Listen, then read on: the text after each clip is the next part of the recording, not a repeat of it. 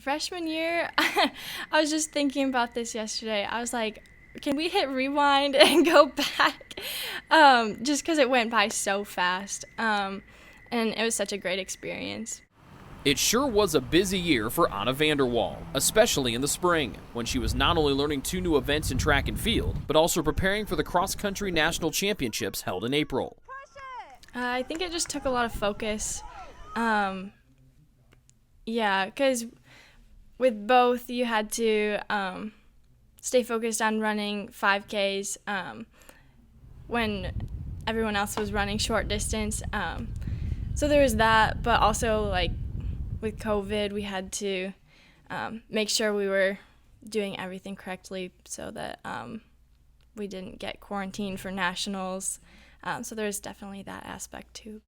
In the winter, distance coach Quinn White asked VanderWall what event she wanted to run during track and field. And the Michigan native told her coach she wanted to give the steeplechase a try, an event she had never competed in before. But that wasn't the only event VanderWall wanted to try her hand at. The javelin also caught her eye. I actually went up to Coach G sometime this winter and was like, hey, Coach G, I realized you were the jav coach, and that sounded super fun. So I just asked her about it, and she's all for it, so I jumped in jav. Coach G is assistant coach Haley Gimry, who is a 3-time Crossroads League champion in the javelin throw during her time at TU. She is an amazing jav thrower, and her form helps. So sometimes in practice, she'll go up there and just throw it super far, and I'll be like, wow. But yeah, that really helped with having an example to go off of. Gimry says one of the first things she had VanderWall do was throw a softball into a net to see her form. And VanderWall had plenty of experience throwing a softball, playing the sport from the age of 6 all the way through her sophomore year of high school. Softball is similar, but there's also differences, so I had to kind of figure out what was the same and what was different, and then figure out how to throw a jav like a jav, not a softball. VanderWall admits she did get frustrated during those early practice sessions, but quitting and focusing only on the steeplechase never crossed her mind. I definitely wanted to stick with jav. There was times that it got hard with both running and jav, because that's just a lot. On Mondays, I'd have both, so I'd throw jav and then I'd go run. So it was just a lot at times, but I always loved it and wanted to keep throwing jav. When VanderWall wasn't working on the javelin throw, she was learning the intricacies of the steeplechase. Thankfully for VanderWall, her teammate Giovanna Domeni was one of the top steeplechasers in her home country of Brazil.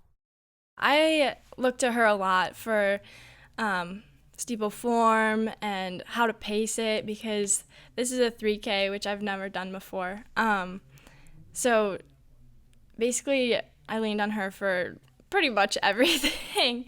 In races, I'd go out with her, try to stick with her. Those two would be step for step with each other at the Crossroads League Championships right from the starting gun.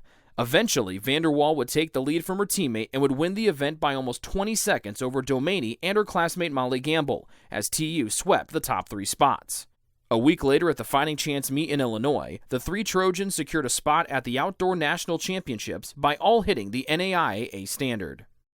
That was such an exciting race. Throughout the race, my coach was standing on the corner, Coach Q, and he was yelling off our times, our splits. And there was one point where, like, at the end, down the last finish line, he's like, you're going to make it, but you got to go.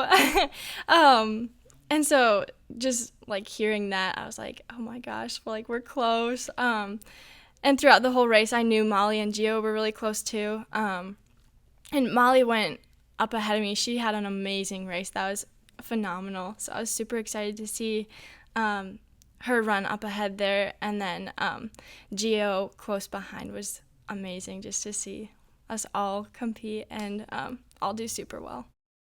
VanderWall would cap off her stellar rookie campaign by finishing 7th at Nationals to earn All-American honors. One thing I'd like to mention is that I get my talent from God. It's a God-given thing.